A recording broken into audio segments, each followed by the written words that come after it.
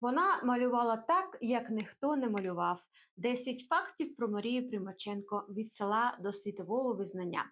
Факт перший. Проста селянка, велика художниця. Марія народилась 12 січня 1909 року у селі Болотня на Київщині, у селянській родині. Її батько не був митцем професійно, але мама була вишивальницею.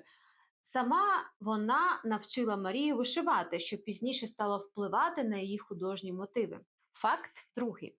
Хвороба, що стала початком творчості. У дитинстві Марія захворіла на поліеміт, що залишило її з фізичними обмеженнями. Ця подія не зламала її, а навпаки, посилила спостережливість і уяву, що стало основою її творчества. Факт 3. Художниця-самоук.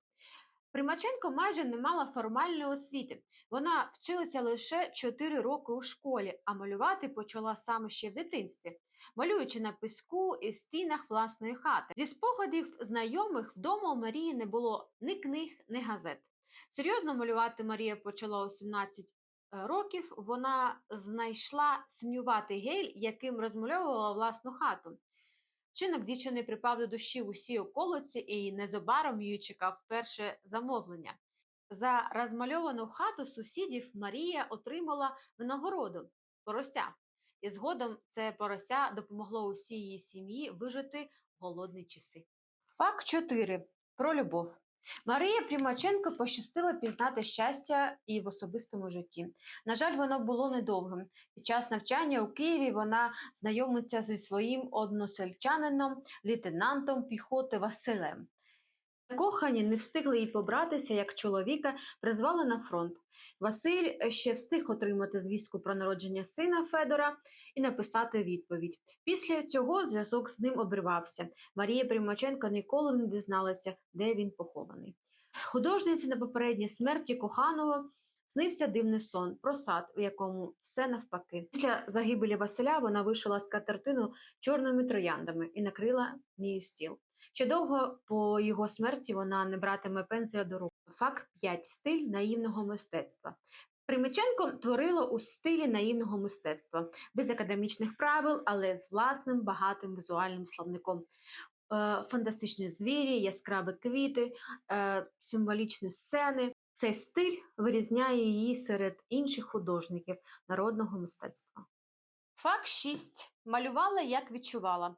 Примаченко все своє життя малювала звірів, але ніколи не була у зоопарку. Їй порадили цього не робити. Під час її навчання у експериментальних майстернях при Київському музеї українського мистецтва, буцім, щоб не зруйнувати її бурну уяву. Справжніх екзотичних тварин Марія вперше побачила лише у дуже дорослому віці – цирку, куди її привіз видатний режисер Сергій Пар. Факт 7. Світове визнання. Її талант вперше помітили у 1936 році, коли роботи Примаченко показали на всеукраїнській виставці народного мистецтва.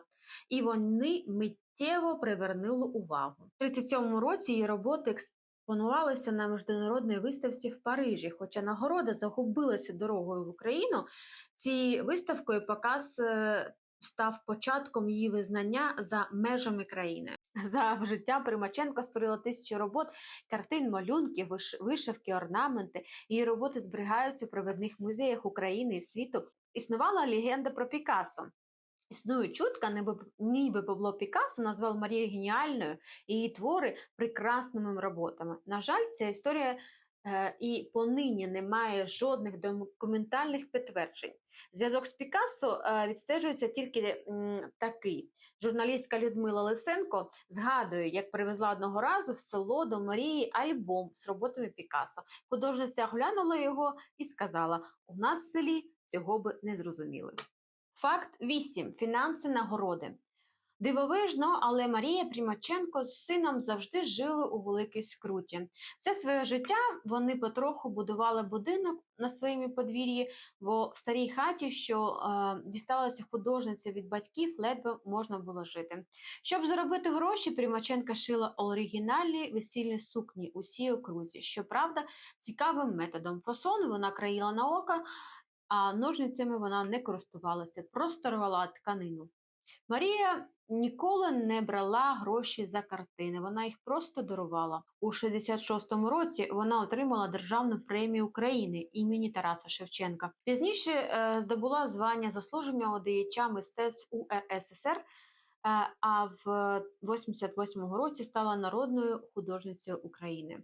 За весь свій вік художниця отримала від влади 3 подарунки. Після піврічного навчання у Києві патефон, залізне ліжко, а у 94-му президент Леонід Кучма подарував Марії Примаченко автомобіль «Запорожець», що, правда, машину її син просто поставив у дворі.